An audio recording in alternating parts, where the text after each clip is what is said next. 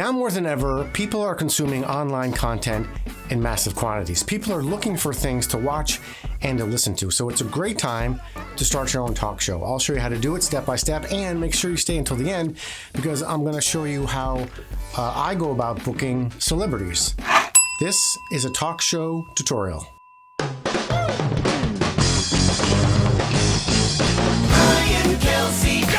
Are you ready? If you're new to the channel, hello, my name is Brian Kelsey. I've been in the entertainment business, both in front of and behind the camera for like more years than I'd like to even mention. And on this channel, I help you raise the production value of your YouTube channel. Affordable lenses. YouTube sound. With filming tutorials, editing tips. In fact, I'm working on a 2-hour online course that I'll be releasing soon. So if learning my editing technique is something you're interested in, let me know in the comments below.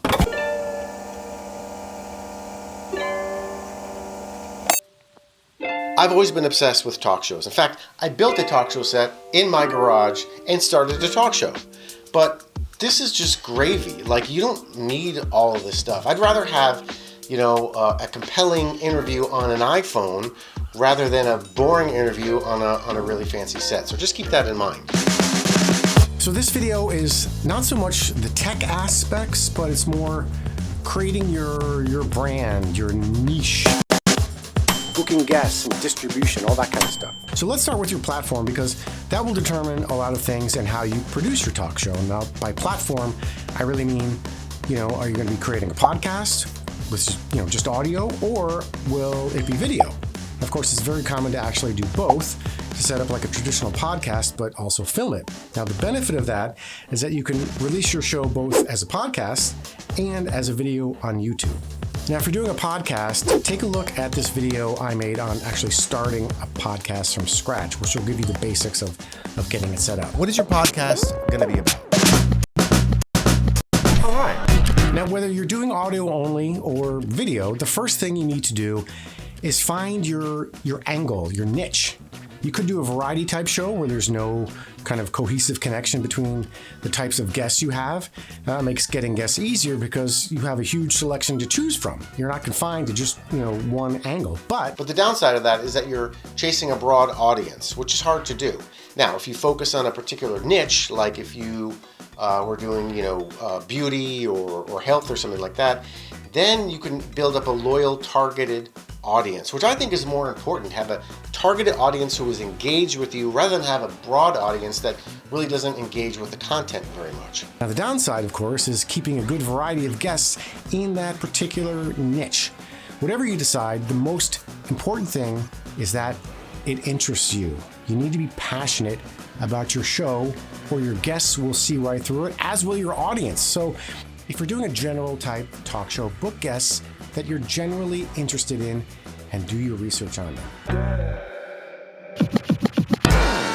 Okay, show format and flow. For podcasts and YouTube, you don't have a time limit on the length, but there are differences. If it's a podcast, just audio, you can get away with it being on the longer side, like 20 minutes or half hour, an hour. That's because people generally listen to podcasts while doing something else, driving or doing something around the house. Now, when you've got video, a visual, you need to keep people's eyes on the screen.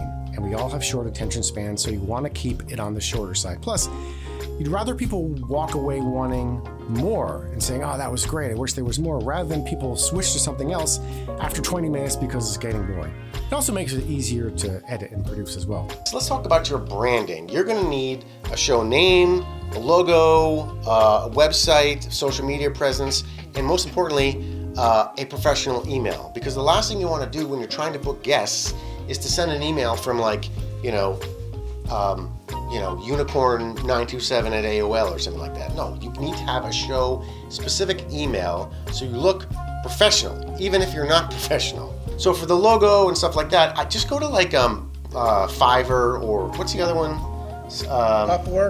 Upwork. Yeah. People are standing by to make logos for next to nothing in a day or so.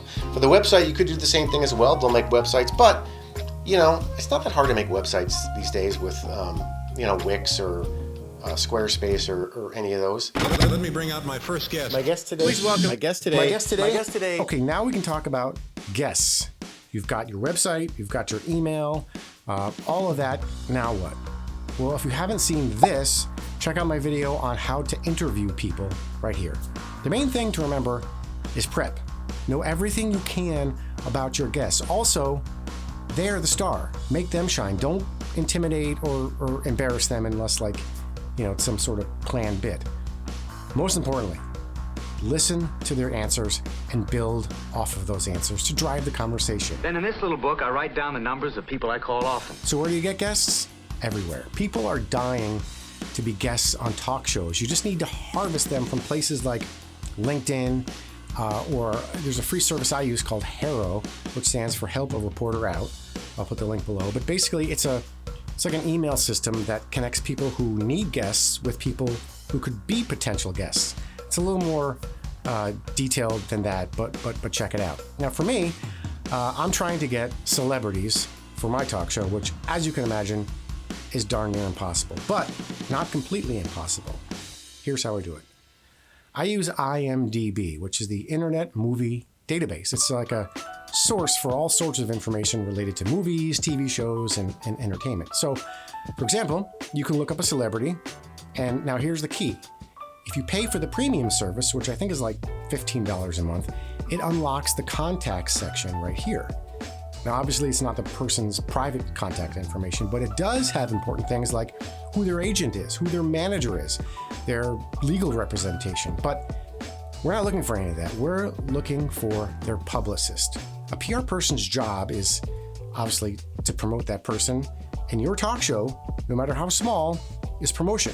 Now, all this information is public information, but it makes it so much easier to contact the person you need to contact rather than hunting all over the internet looking for this information. So now what? You have an email address and you're going to write an email. Well, before you do anything, research the firm, find out what they specialize in, who else they represent. Look up that person on LinkedIn and see maybe if you have any connections in common. Where do they go to school? Gather information on that person so your email to them is, more than just asking them for a guest. You'll have more of a dialogue with them.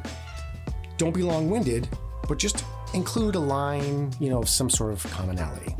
One final key tip in trying to book someone famous. This is what I do. This is my little secret, even though it's not really a secret. Anyway, go to some of the major book publishers' websites like Penguin or Simon & Schuster and see who has a new book coming out. Then reach out to the publisher and ask if the author, which, is hopefully going to be somebody famous that you want to book for your show, is doing press to promote the book. Now, the publishers are much more motivated than the regular PR person to book interviews because they want to sell books, and it's in their best interest to do so.